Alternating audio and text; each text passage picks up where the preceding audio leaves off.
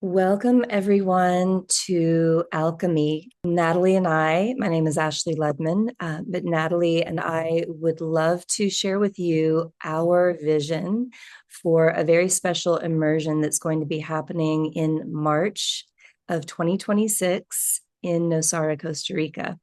Welcome to our coffee chat. We'll have a little casual time together. But first, I'd love to just share with you a vision that Natalie and I have been working with and playing with in the past month or so. First, I want to share with you the definition of alchemy that we're working with. And alchemy is the disciplined art of inner transformation. It's what happens when raw, often uncomfortable material is met with presence, skill, and integrity. And Natalie and I have been friends and colleagues and working in the medicine spaces for many, many years. We actually met in a medicine ceremony. And I can say without a shadow of a doubt that Natalie is one of my most trusted friends and colleagues and space holders. And I'm really excited to work with both Natalie and Wayne in the upcoming immersion experience in March. Love to say hello to Natalie and hear some thoughts from you. Thanks for the introduction. I can just give it back, and it's beautiful to see how the friendship finally is evolving in a different way. And I think the reason why it's evolving in a different way, in another way, is that we just change. And as I always say, I can just teach what I live, and life is changing. And when you can allow the fluidity of life being a part of your being, then you allow to let change becoming your ally. And coming from that point of change and transformation in a very different way, we, I guess, ended up creating this very unique approach where we as well can clearly say that we have been grown out of a lot of other concepts. And from my side, I just want to introduce a little bit my person here so that everyone who hasn't worked with me knows a little bit about myself and my work. And I'm a sacred medicine facilitator for many years, initiated in a couple of different sacred medicines. But the other tool I'm working with is the body. I'm a somatic educator for women. I'm a psychosomatic dance therapist. I love when the body has its space to really truly speak. I'm a relational specialist, so I'm leading a lot of group circle work with big groups, with small groups. And I'm very fascinating and making it over and over again my own journey. I'm very fascinating about relational interactions. Because, one thing is you can lay on your mattress and process your stuff, but the other thing is combining it in a interrelational approach with other humans. We are actually born to interact. This is a different approach. And having said that, to summarize that in one sentence, I'm human. I'm fascinated about being human. And I gave myself the commitment to really, truly be with life. I love that. And that's actually where we landed in this original discussion of what we're creating here. And we've taken some notes. I love Natalie's Virgo nature, the German Virgo in you. She sent some notes from some conversations that we've shared together. And one of the pieces that really spoke to me in this list that we're going to cover today is the question, can I truly commit to life? And I'm going to shift the question a little bit. How can I truly commit to life in a bigger way? How can I truly commit to life in a bigger way? And of course, we have all been through many different facets of challenges and obstructions and massive changes over the past many years together as a collective. And some pieces that Natalie and I have witnessed through these changes, that some of them have been imparted upon us, some of them have been from within, that we're navigating this question of what does it take for me to not only be in the realm of spirit, but also in the realm of body, in a grounded, practical way where we are all emerging as embodied leaders into this next evolution. That's my fascination. For those of you who don't know me, I've I've worked in the healing arts for 3 decades now. And my fascination also, it's almost like I'm coming back home into the somatic practices. When I started practicing somatic work, we didn't call it somatics. It was dance in my early years. It was yoga in my later years. It was yoga therapeutics and specific structural alignment, body work. And then it became breath work and contemplative arts.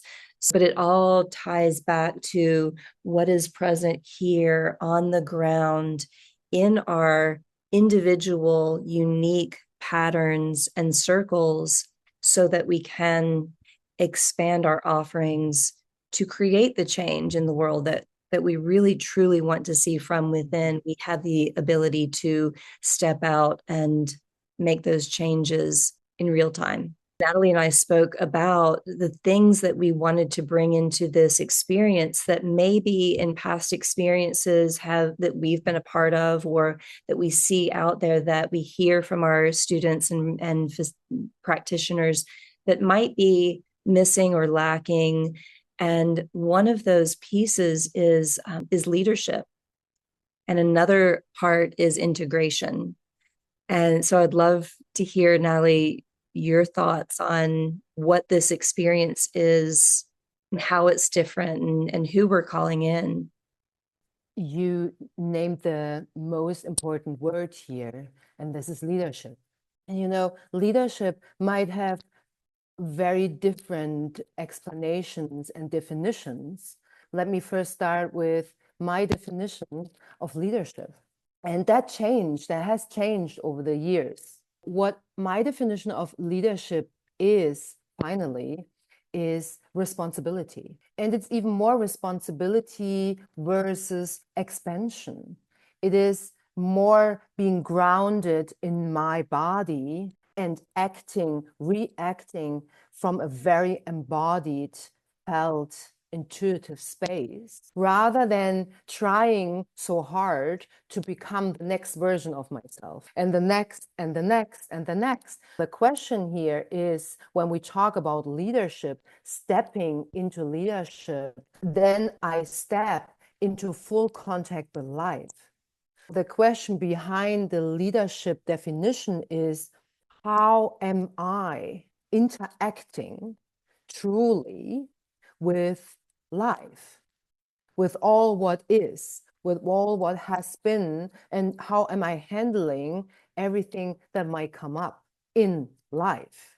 And when we pull back for a moment from the big word of transformation, expansion, when we pull back and come back to finally being in a space where we can own what we are, and then I think that opens a very different approach of how I want to lead, how I want to interact with others, with life, with what I want to create next for myself. And having said that, and speaking about the definition of leadership, the retreat, the invitation here is to come, to be present, and to keep that present up, not only for one ceremony, but over these days we are working together to really learn to stay present, long enough that truly change can happen. And having said that, it is as well about patience. Can I be grounded enough? Can I be patient enough to be here and to immerse myself into a group, being very, very structured, being organized, being regulated, to stay present in a group field? And can I be patient enough to feel how that group field over the days is wobbling, bubbling, emerging, and just becoming a body for itself, where I, being in that body, can feel myself fully and come from that place of groundedness and present and step up into leadership for myself, being supported from everyone else around me. I love that image, the bubbling and the wobbling, and the words that you shared about the consistency and the patience. And I've seen this. You and I have both led many retreats and immersions, and I'm always fascinated because I watch the process, and oftentimes day one or day two, someone will come and meeting their edges, and what do I do with this? And sometimes I have students that meet the edge and want to leave. And my encouragement always is stay with this. It's going to change. By the end of this experience, you're going to feel completely different. This is part of the initiation to step into a new energy. And I've been one of those students completely, transparently. I remember on my very first ayahuasca ceremony many years ago, almost probably more than 2 decades ago, I'm going through my brain during the ceremony, how can I leave? This is not for me, going through all of the reasons that I needed to get out of there, until that final call to action from the facilitator, from the space holder, that dropped me to my knees, that finally got me to a place of surrender. And I recognized in the body, not in the mind, not in the, I'm going to figure this out, but in the body, when I finally dropped to my knees and surrendered and allowed a release to happen, I recognized, oh, there's something more going on, that I need to stay and be with this until the end. And the fascinating part was the end of the experience hasn't actually happened yet. The integration, even from 2 decades ago, is still in process. Part of our collaboration together, Natalie and I have talked about the importance of integration and being embodied leaders ourselves, to where we are just as curious about what is the process of integration before and after the bookend of experiences, because we know, like, the timeline is circular. It is, I love that spiral quality that you spoke about. It's not just we're starting here and ending here, but it's actually a continuation. And actually the starting point, it started a month ago when we were in conversation, when we were asking the questions, when we were creating, what would it look like? And I want you to speak a little bit about the space that you and Wayne are creating, because space, we are actually going to be opening your ceremony space. And I remember being with you when that space was a seed, when you took me to the property and you showed me the original property, and then we looked beyond the property line. And maybe at that point, years and years and years ago, we didn't know that there would be a ceremony space, but now it's the vision is manifesting, it's coming to fruition. And I know it's funny that you bring it up now, because yesterday when we sat in our space that is growing, and just over and over again talked about what kind of work we want to have happen here, and we come always back to the vision that it is a work that is filled with integrity. It's a work that is done with and by individuals that are already crossed the threshold line. Because in our vision, the world needs leaders in a very different definition than we might face it right now, but in a definition that every individual, every human is a leader. And how beautiful is it when we can contribute to the fact, to the process, to remember humans that they are already in leadership. Because this is our natural state of existence, that we know what is right for us, that we now know how our body works, so that we know intuitively what is the right to interact with each other before it has been taken away from us.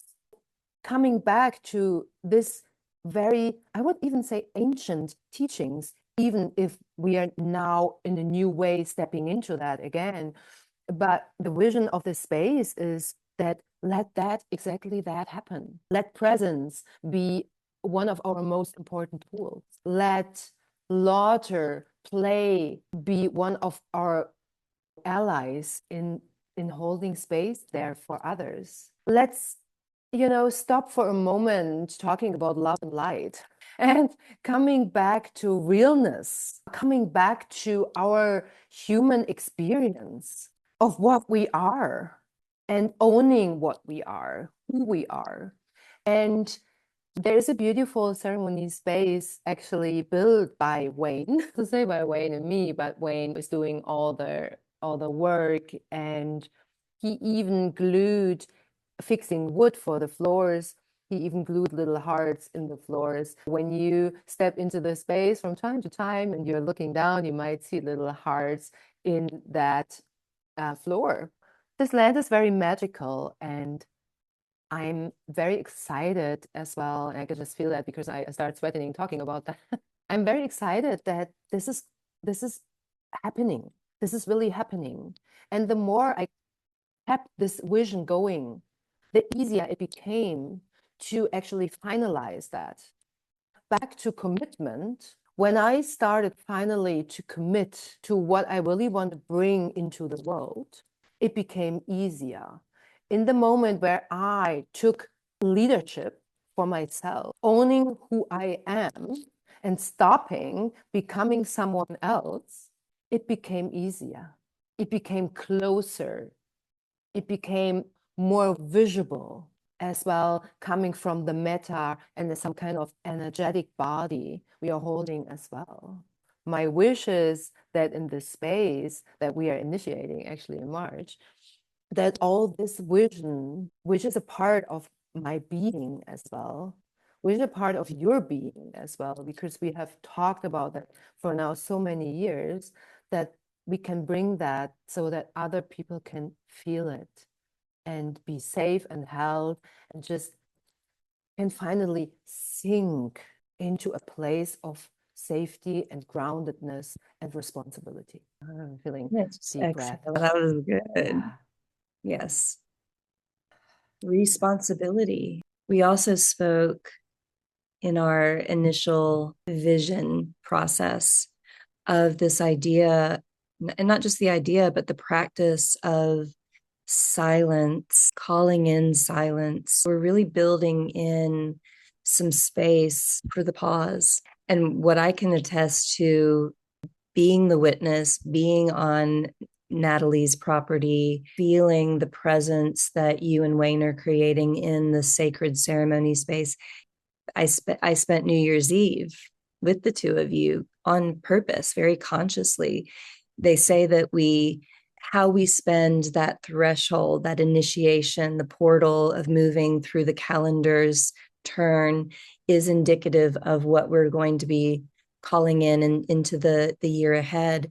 And it was really powerful up there on New Year's Eve. The winds were coming in, and the Guanacaste winds were way more powerful than I had seen them in New Year's times past.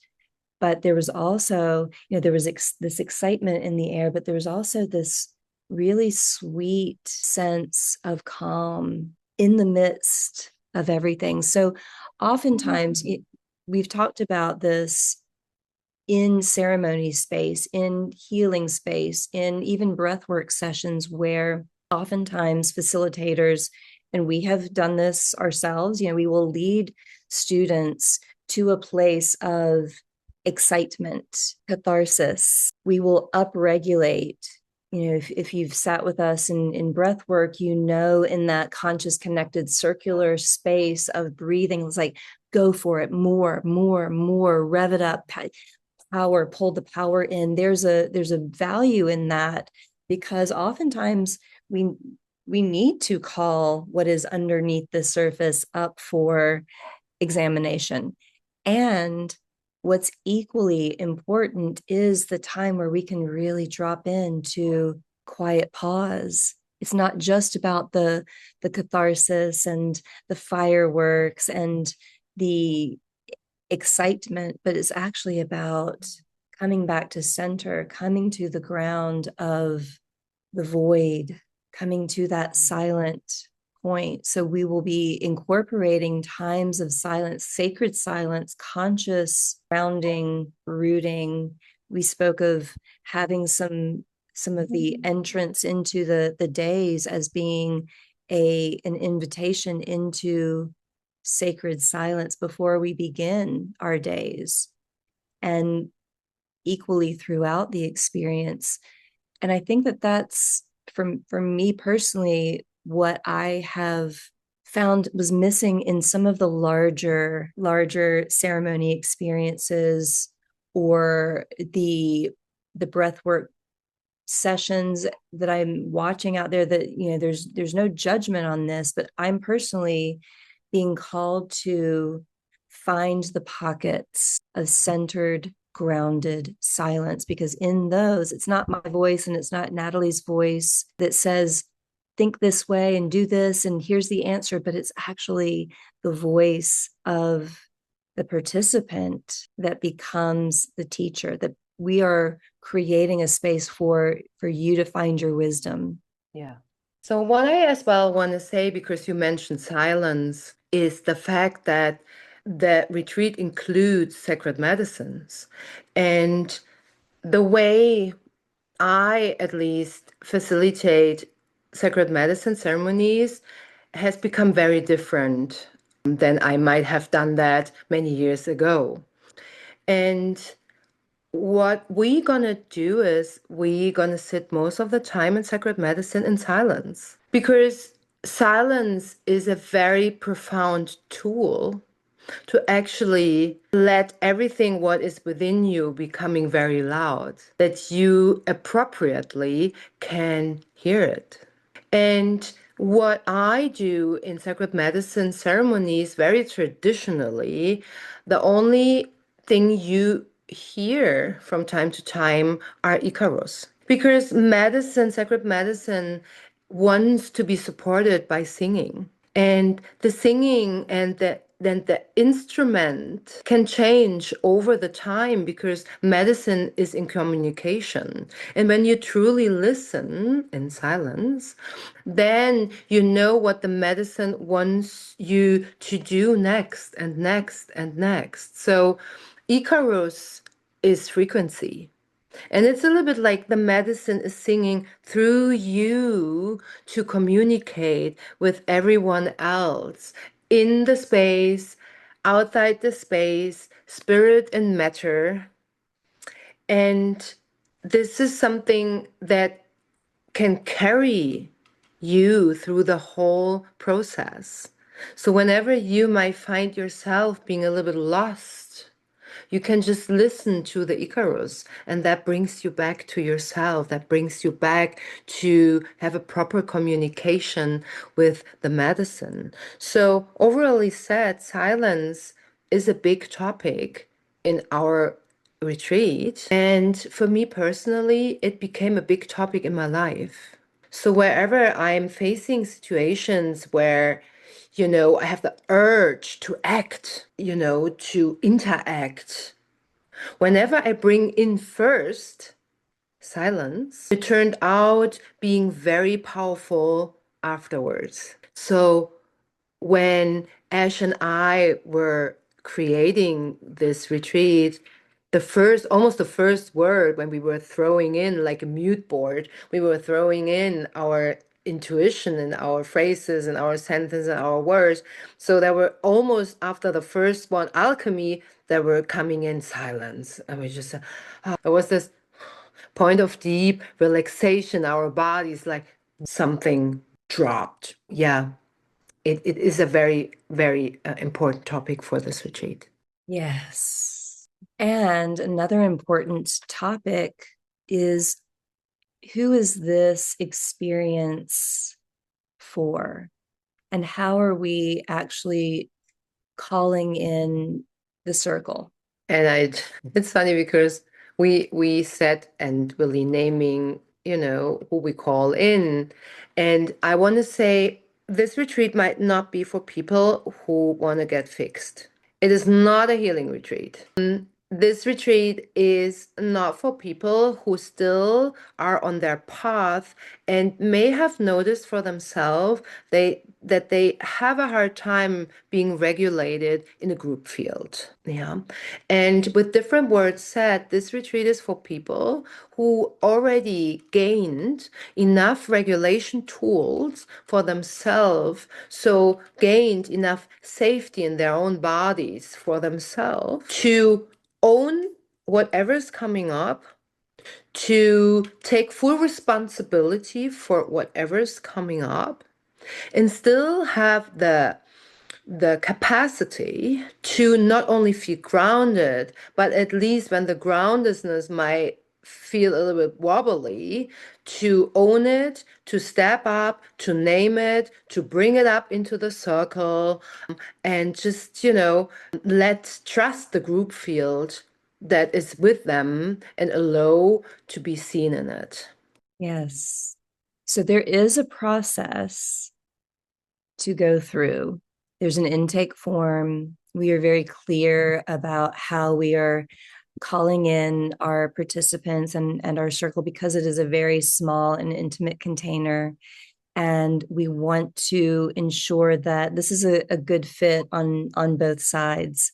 So if there's something in this conversation between Natalie and myself and you, we're not just having a two-way conversation. We're speaking to people who we will be with in March in Nosara, in this very intimate and very intriguing and curious and light filled and shadow filled and everything in between experience. So if something has spoken to you and you're curious and all of the questions have not been answered, that's not the purpose of this conversation. We are just starting to put down the resonance and the frequency, and you want to know more, the first step is to fill out the intake form. And then the next step is to schedule a call. Our hope is that Natalie and I would both be available to be on the call with you at the same time. However, because this is the height of our high season, we may tag team this initially until we can sync up our schedules. So step one is to make a contact with us and just let us know that, yeah, I'm interested. Receive the intake form, fill it out completely. This is all about authenticity, full transparency. You are not going to be judged. We are here to support you and help the collective move into refinement. So that's the next step. If you feel called to learn more, we would love to welcome you into the next step of the conversation. And we would love to see you in March. And if March is not the space for you, we have additional opportunities to begin the process and to begin working with us so that the next experience that we'll be offering from this beautiful sacred space might be in alignment for you. So just keep in tune with our offerings, with what we're putting out there, and we'd love to have you. Yeah. And I just want to round that up, when you have asked yourself in the last couple of weeks or even months, how can I play? How can I come back to playfulness as well? How can I come back into contact with life fully and with myself? Then you might want to reach out. Because one of my teachers always said, focus on pleasure and let the pain find you there. And that sentence has become my mantra. So if that is resonating with you, if your body is feeling something there, it can be activation, it can be yes, it can be, I don't know exactly. Listen to that, sit in silence for a moment, and maybe reach out. I thank you. And I'm truly honored to be called into this work with you. Not only the work, we've been playing and working together for many, many years, but in particular to this inauguration of the ceremony space on your beautiful land. So I'm really honored and excited to play. Likewise. Thank you for joining us. Thank you for being intrigued and reaching out. And we are calling in a beautiful, powerful group of embodied, responsible leaders who are ready to step into a new edge of being and possibility. Yes. Okay.